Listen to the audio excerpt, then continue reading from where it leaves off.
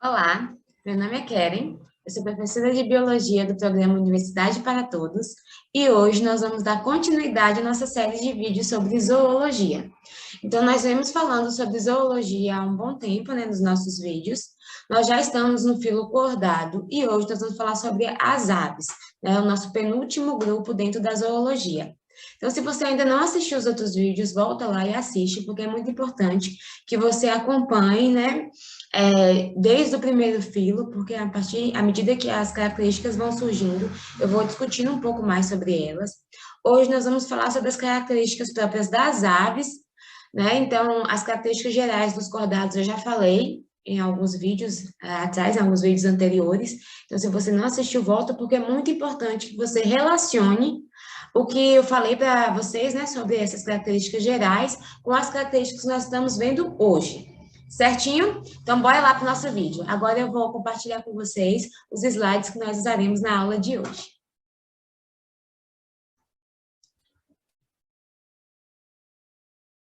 Então, como eu falei para vocês, nós vamos falar hoje sobre as aves. Então, as aves é um grupo que está dentro dos cordados, dentro do filo, né? Cordados. Então, vamos começar falando um pouco sobre as características gerais das aves. Então, as aves, elas possuem a capacidade de voar, embora algumas espécies tenham perdido essa capacidade durante o curso da evolução. Então, hoje, nem todas as aves voam. E aí, uma característica bem peculiar das aves, né, que nós vemos, é que elas possuem penas. E aí, essas penas, elas se formam no interior dos folículos, similares aos pelos dos mamíferos. Então, né, nós temos pelos, nós mamíferos temos pelos, e aí, similarmente, né, essas penas, elas vão se formar dentro de um folículo como o pelo da gente, né, se forma. Só que essas aves, né, elas não possuem glândulas sebáceas. Então, as glândulas sebáceas, ela é uma característica própria dos mamíferos, né? As aves não possuem. Só que como nós podemos perceber, né, quando a gente pega uma pena e observa a pena, essa pena, ela é impermeável. E isso acontece porque, mesmo não tendo glândulas sebáceas, as aves, elas possuem a glândula chamada de uropigiana. Essa glândula uropigiana, ela está localizada na parte superior da cauda da ave.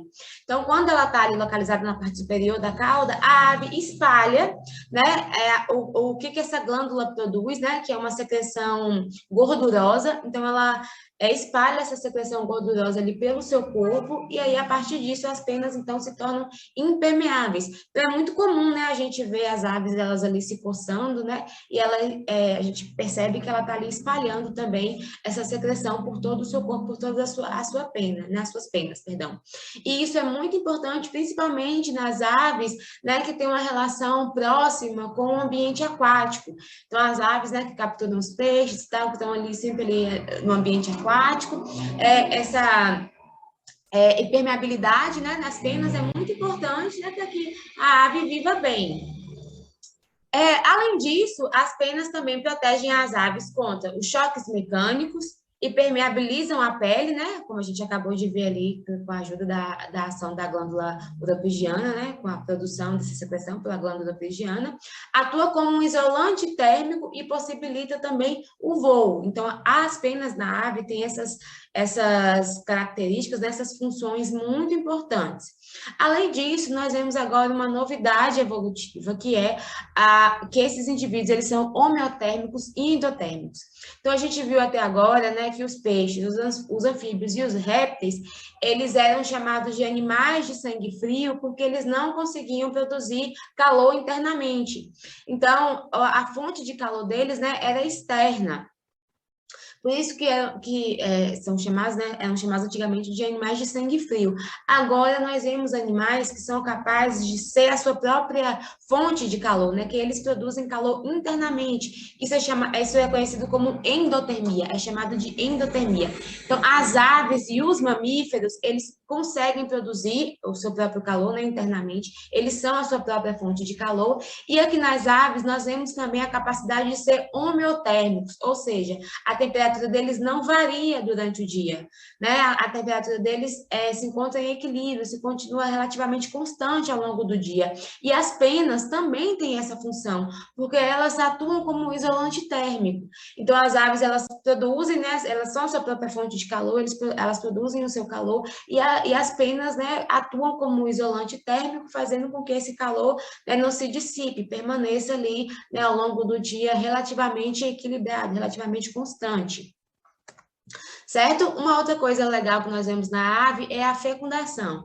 Então, eles são animais dioicos, ovíparos, possuem desenvolvimento direto, e isso são coisas que eu já expliquei para vocês, né, no vídeo anterior, no vídeo sobre répteis. Então, eu já expliquei, né, como é que é a formação desse ovo, quais são as partes importantes desse ovo, né, porque esse ovo agora, ele é possibilitado ali, né, que a ave, o réptil, coloque o ovo no ambiente terrestre e esse filhote consiga se desenvolver ali dentro, então já está tudo explicado no vídeo anterior, volta lá e dá uma assistida.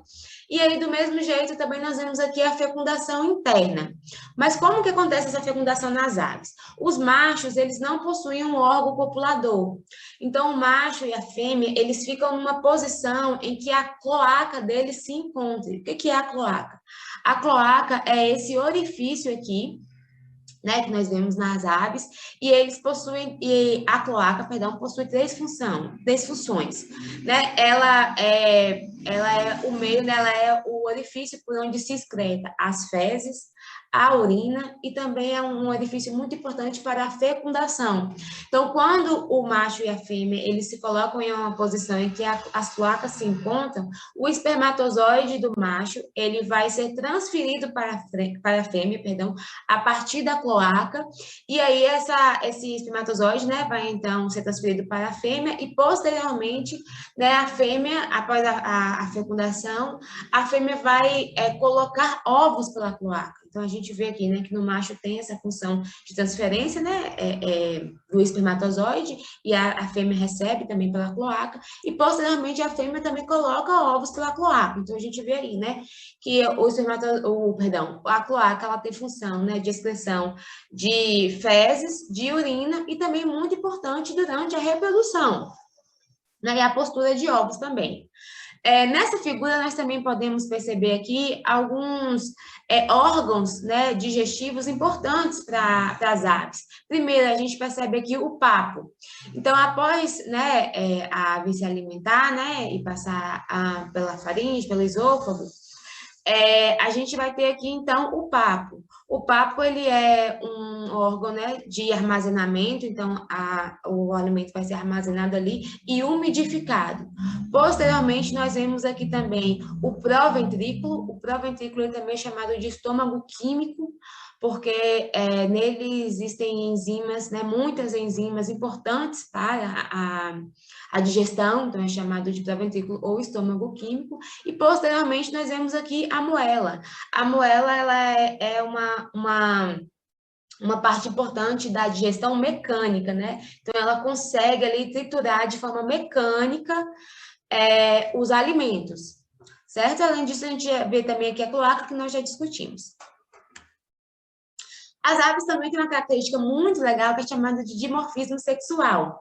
Então, o macho e a fêmea, eles vão apresentar diferenças morfológicas, né, que são importantes durante a época de reprodução. Então, a gente vê aqui, né, esse exemplo aqui do fazão. A fêmea, representada aqui pela letra A, e o macho, representado pela letra B.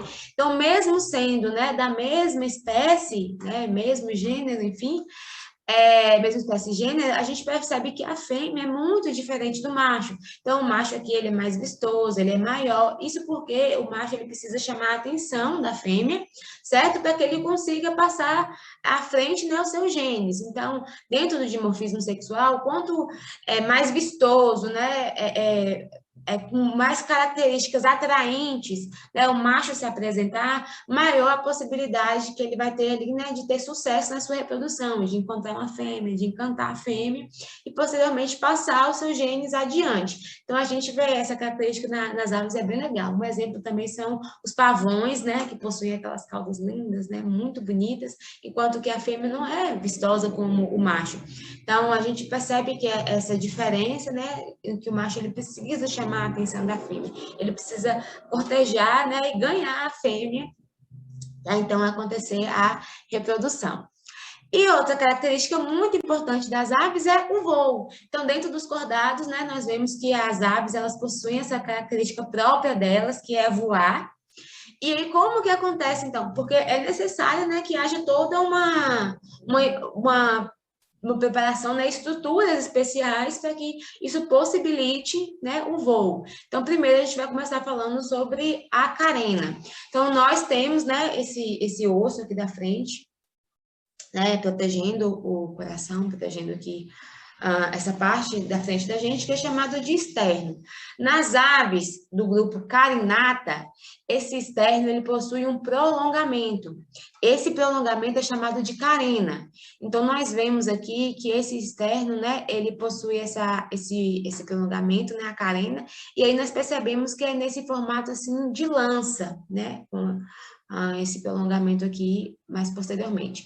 E esse prolongamento, ele possibilita o voo. Então, o peitoral, né, os músculos do peitoral da ave, né, os músculos responsáveis pelo voo, por possibilitar o voo, se prendem, né, a carena, e aí isso possibilita que a ave consiga fazer o seu movimento de voo. Então, a carena é um osso muito importante, é uma estrutura muito importante, né, que possibilita o voo das aves. Além disso, as aves possuem ossos, pneumáticos. Então, esses ossos, eles são mais leves, eles são mais porosos e eles são ocos. Então, a medula óssea das aves é uma medula mais fina, né, mais leve, não tão pesada quanto a nossa, e isso faz com que a ave se torne mais leve. E essa leveza é importante durante o voo. Além disso, os ossos também, eles são preenchidos com ar quente, né? O ar quente, ele é menos denso que o ar atmosférico, então o ar quente ele possibilita, né, levantar o voo. A gente também vê isso em balões, é um sistema bem legal. Além disso, as aves possuem pulmões com sacos aéreos. Então, além dos pulmões, as aves possuem estruturas, né, ligadas a eles, que são sacos aéreos. Também são cheios de ar aquecido, como eu já expliquei para vocês, né, o ar aquecido é menos denso, então possibilita, ajuda no voo, ajuda a flutuar. E, além disso, as aves elas perderam algumas estruturas, né, para se tornarem mais leves. Então, elas não possuem, por exemplo, bexiga, e isso faz, né, com que o peso delas seja menor, ajudando também no voo. Além disso, as aves elas possuem um formato aerodinâmico, né? As aves, esse formato aerodinâmico vai ajudar, né, ali no voo. E aí, como eu falei para vocês, as aves que voam, elas estão dentro de um grupo chamado que é o grupo chamado de carinata, né? Aves carinatas. As aves que estão dentro do grupo, as aves ratitas, né, que formam um grupo de ratitas, elas não voam. Então, nós temos aí dois grupos, né, as carinatas e as ratitas, as aves que voam e as aves que não voam. Certinho? Uma outra coisa interessante é porque a gente pode pensar, por exemplo, assim, a galinha, né? A galinha, ela não voa, mas ela tenta. Então, mesmo ela não voando, né? Só o fato de tentar, o fato de sair um pouco do chão, né? De dar esses pulos maiores, também é considerado, né? Uma ave carinata. Então, vocês precisam perceber melhor, né, algumas diferenças assim e não fechar o grupo exclusivamente em que voa e que não voa. Então, né, complemente os estudos de vocês, estude as exceções, né, vejam essas questões um pouco mais aprofundadas. Então, gente, como nós vimos lá desde o início que a gente começou a estudar cordados, o filo cordado ele é formado por protocordado, peixe, anfíbio, réptil, aves e mamíferos. Então, a gente já viu os protocordados, já vimos os peixes, os anfíbios, os répteis, e agora nós vimos as aves. Então, o nosso último vídeo, né, dentro da série de zoologia e de cordados, são os mamíferos, que é o próximo vídeo que eu vou fazer aqui para vocês. Então, eu espero vocês no próximo vídeo.